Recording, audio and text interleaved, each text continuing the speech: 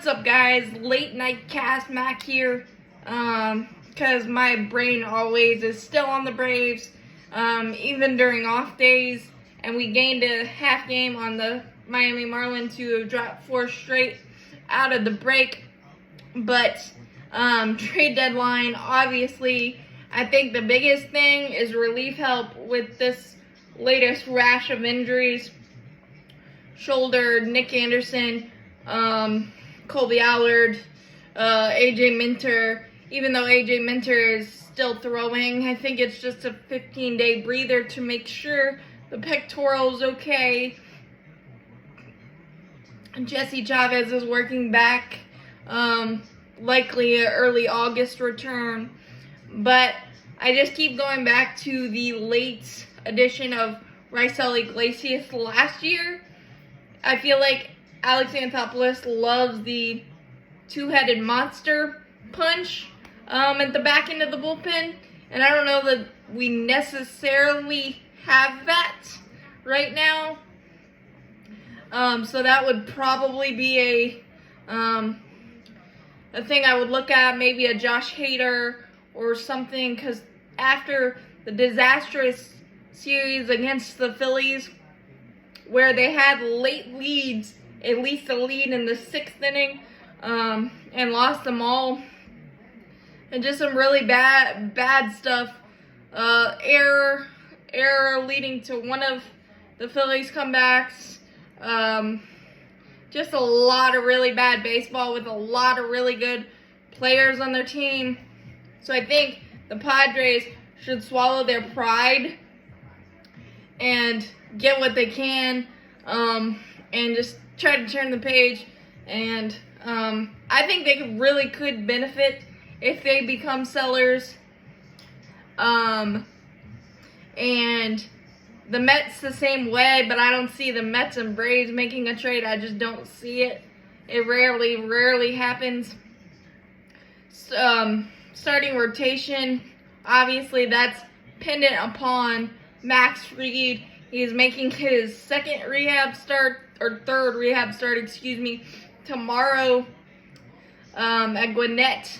I think it's a 65 pitch minimum or maximum. So it'll depend on how he goes, but obviously you can never have enough pitching. So starting pitching and bullpen are probably the most likely areas of need. But the nagging thing in the back of my head with the Eddie Rosario's defensive gaffes, the second game against Chicago, could we possibly upgrade left field? Yes, but Kevin Pillar has been so amazing for the clubhouse. We haven't faced a lefty in forever, so that's limited his at-bats. The lineup's been so red hot, there's no really opportunities for any change because you don't want to mess up the momentum. Marcell Ozuna his numbers have slowed down of late, but he's still had fantastic at-bat after fantastic at-bat, and you're definitely not going to put him in the field. Look, we know that Eddie Rosario isn't the best left fielder. We all know that. But that is definitely the worst defensive game he has had collectively that I can remember this year. So hopefully he got out of its system. But yeah, you think you could go for a Bellinger or something, maybe, and that would be an upgrade, I think. But how would that affect the clubhouse chemistry and things of that nature? We've heard that Marcell Ozuna has been a godsend for guys like Michael Harris, helping him bust out of his slump. By the way, he should go talk to Austin Riley. And Matt Olson, and just been a really good guy for the clubhouse. It may not seem that way, but that's the reports we've gotten, so I'm inclined to believe that, and I don't think I want to mess that up either. I know that AA always has something up his sleeve that we're not expecting. We like to trade with like the Royals. The Royals are definitely sellers. Boston's a buyer to me. As of now, the Angels, this is probably their biggest 3-game series, facing the Yankees right now, to see if there should be sellers or buyers or whatever. Ultimately, I think they should be sellers, but with that Shohei Ohtani cloud hanging over them in terms of they need to be in, all the way in, or all the way out. They can't be half in, half out, and lose the generational, insane, unicorn talent that is Shohei Ohtani. That would just not be fair to anyone involved. So I really hope, the Angels either go on a massive positive run or just come a complete dumpster fire and make the decision easy. The Detroit Tigers are one that I haven't really been able to figure out, because yes, the AL Central is bad and all their numbers peripherally, run differential and things of that nature, say that they're bad, but they've been really pesky. Gave the Braves a really pesky series, and they're only 5.5 back and play a relatively soft schedule coming out of the break. Play the Royals a lot, so we'll see how that works. I think ultimately they're going to be sellers, but that's an interesting half in, half out at this point. And Boston starting 9-2 and starting white hot out of the break. The Twins swept the A's. So we'll see the Guardians, the Twins, and the Twins I think are going to be buyers, but the Guardians could also be half sellers, which is weird.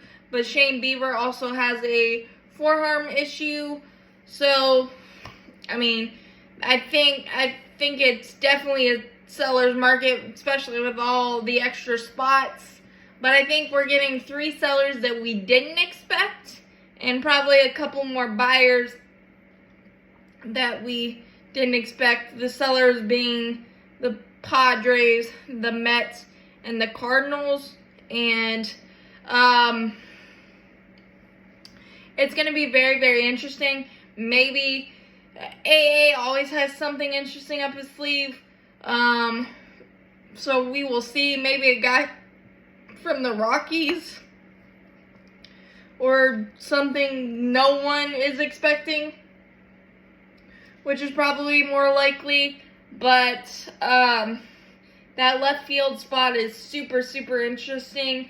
Could we maybe call up Vaughn Grisham, who's got like a 311 average, 3 homers and 35 RBIs, and try him in left? I honestly do not know, but the most likely addition will be out of the bullpen somewhere, and hopefully everybody can fall into those roles, because Kirby Yates and Jimenez have been really good. Colin McHugh is struggled more this year with injuries, and that strikeout ball isn't there for him this year for whatever reason, so that could be an upgrade as well. But like I said, the injuries, but guys are coming back. Jesse Chavez, Dylan Lee, Max Fried's definitely coming back. Kyle Wright, that's up in the air a little bit for me personally, but it's gonna be a fun ride, and I can't wait to see what we do, because Alex Anthopoulos, we trust. He has the pulse of this team and understands that the clubhouse matters, and we have one of the best clubhouses in baseball, and I can't wait to see what he does and how we are going to go into the stretch run and stack those W's and hopefully end the season on top. But as always, go Braves, champions forever. That is my thoughts on buyers, sellers, and Braves trade deadline. and the positions we possibly could look at.